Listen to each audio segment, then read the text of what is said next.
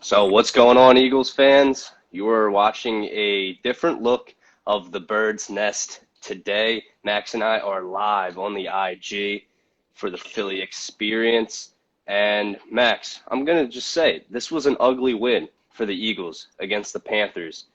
And to go and win 21-18 against the team that started off really strong in the NFL, I get that. It's impressive if you look at it statistically and record wise, but the Eagles were out of this game in the first half, 15-6 going into halftime. Sirianni was able to rally the troops. Jalen Hurts rushed for 2 touchdowns. He ended up completing 22 of 37. And he only got sacked twice in this game. But Max, what do you take away from this win? Yeah, the defense definitely, no doubt. Javon Hargrave's still been a stud all season long. I think getting pressure on the quarterback's been a big problem for the Birds this year. Fletcher Cox hasn't been the same guy, except for this week. He looked back to his normal self. I think overall, big play Slay finally stepping up, making 2 interceptions. You also have Steven Nelson finally making a play in an Eagle uniform that's worth something. But overall, defense stepped up, played a huge game, and Hurts did enough at the end of the day to get the job done. But you guys know I'm still a skeptic of Hurts and what he can do as a quarterback, and I know we're going to talk about that shortly. But generally speaking, I think Hurts uses his legs at an elite level. It's something that he's going to need to continue to do to put points on the board because the Eagles don't have too many weapons offensively. The rushing attack is still a big question mark, and overall, it's struggled to score points. So I guess generally you have to look at the opponents too. Cowboys have been tough on all opponents this year, really. Chiefs, 49ers as well. So I think the schedule's going to lighten up and the Eagles can get some wins. The Lions, Jets still on the schedule. You got the Giants twice, Washington, and then one more against Dallas. So that'll be the big game. Yeah, and hopefully me as a Hertz fan and others around can sort of get you to join back on the wagon because I do think Jalen Hurts can be a successful quarterback in the NFL, and he has shown some shine, some highlights, and to show that okay, maybe his accuracy is off, in which he really needs to get back on that Yeah. underthrowing, overthrowing balls, and back-to-back weeks on critical throws that could lead to scores.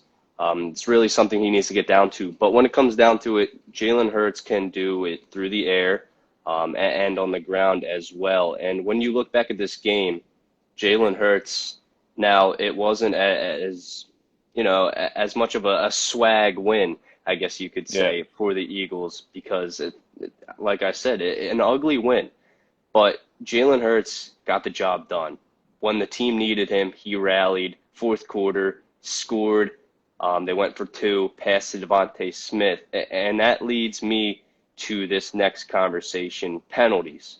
Because yet again in this game, we see Too a many. penalty take away a touchdown. And Yeah. that was Devontae Smith's touchdown on a slant route that was taken away by a Greg Ward pass interference. Is this the most crucial cause for the Eagles' demise, would you say, or is there something else that really catches your eye? Besides the personnel and the players, probably you have a team. If you look on paper, that's not too strong. Probably middle of the pack team at best. But yeah, the penalties have killed them. Took away 3 touchdowns off the board against the Chiefs back home last week, and then they go on the road. Greg Ward, like you just mentioned, has a stupid ass play where he blocks the guy on the 1 yard line, and it's called back from penalty. I know my man's Brian Lee probably hated that because Devontae Smith touchdown got caught off the board in fantasy. But overall, I think red zone offense has been a problem all year. The offensive line injuries have been a problem all season long. But there's stuff you can't do anything when it comes to injuries. You're gonna have to battle through them. But you're right. I think the penalties have been a killer for this team.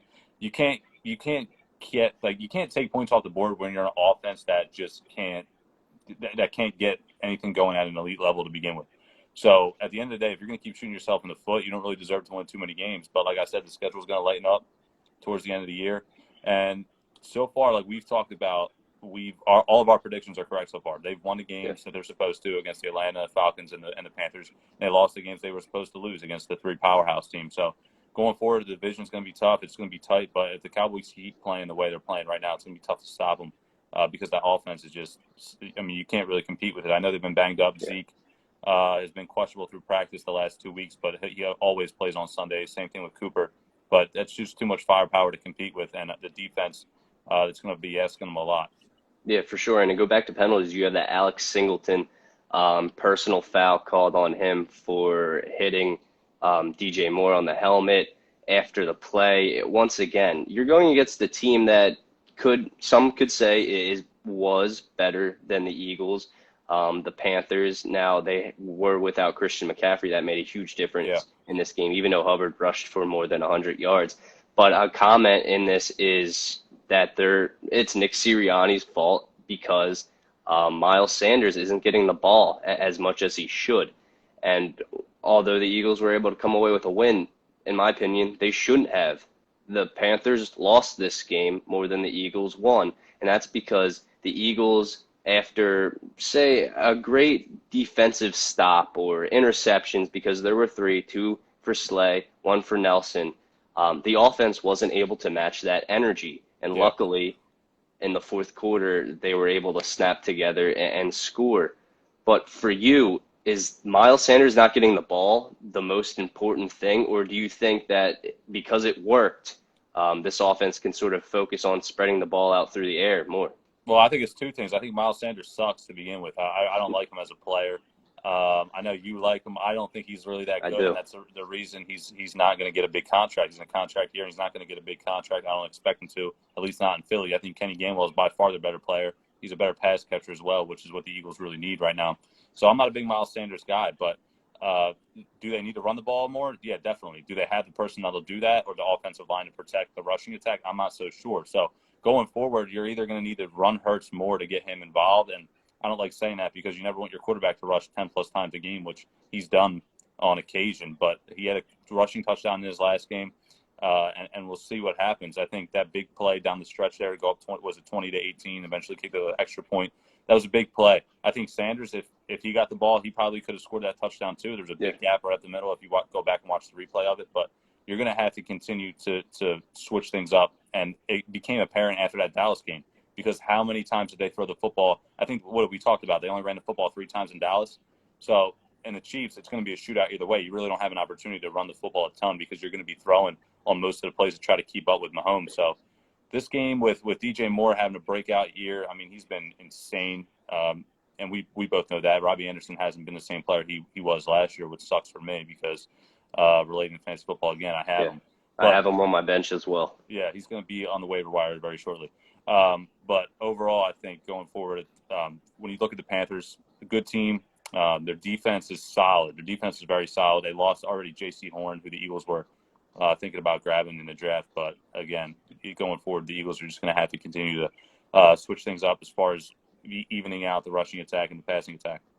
Yeah, the Eagles were able to contain DJ Moore. I guess you could say 5 catches, 42 yards. And it's hard, Max, going back to the Miles Sanders points, it's hard to really back him up after the performance he put in at the end of the game, not getting out of bounds. Yeah, that's terrible. I mean, come on now. This is not a rookie running back anymore. This is a guy who's been in the league a couple of years. Falcone, I got you, bro. I got you. I'm with you. But going into the Buccaneers matchup now, we looked at it before the season even started. You knew this was going to be a hard game for the secondary on the Eagles. You got Antonio Brown. And you got all Godwin, Evans, all these guys who are just playmakers. And Tom Brady's back there just picking who he wants to have an explosive game with every game. And even Gronkowski, I'm pretty sure he might be back on Thursday, and he's going to be a nuisance for the Eagles. And to compare tight ends, you have Dallas Goedert out with COVID, and it's going to be Zach Ertz taking most of the passes. Do you think we should see more of Zach Ertz because Dallas Goedert is out, or is it going to be more screen passes and trying to – it seems like they're kind of working around Zach Ertz. They're not giving him the ball as much as they should. It's weird, yo. You know as well as I do, the tight end situation is weird. It was weird in the offseason, when we talked about is Ertz even going to be here on the team. That was literally the whole story since June. We were talking about is Ertz going to be on the team.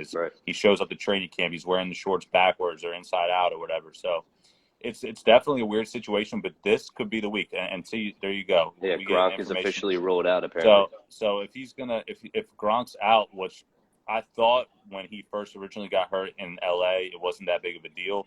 And I thought once he was officially ruled out the following week, it was going to turn into a big deal in New England. But Brady continues to just find a way. Antonio Brown quiet a few weeks, explodes this week back to his normal self, like his Pittsburgh days. And then you have obviously Chris Godwin and Mike Evans, who have been sturdy for them since they basically came into the league. So it's going to be very hard to stop this team. We both predicted a loss. And again, it's another game the Eagles should lose. But again, they just need to tread water until they get late in the season. If they can do that and get a little luck with the Cowboys, hopefully the Cowboys lose a few games they should win, I should say, and to push ourselves right in a position to win the division.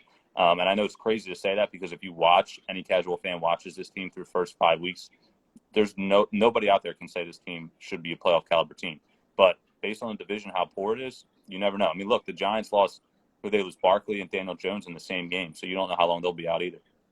Yeah, and T mentioned, and there's a comment mentioning establishing the run.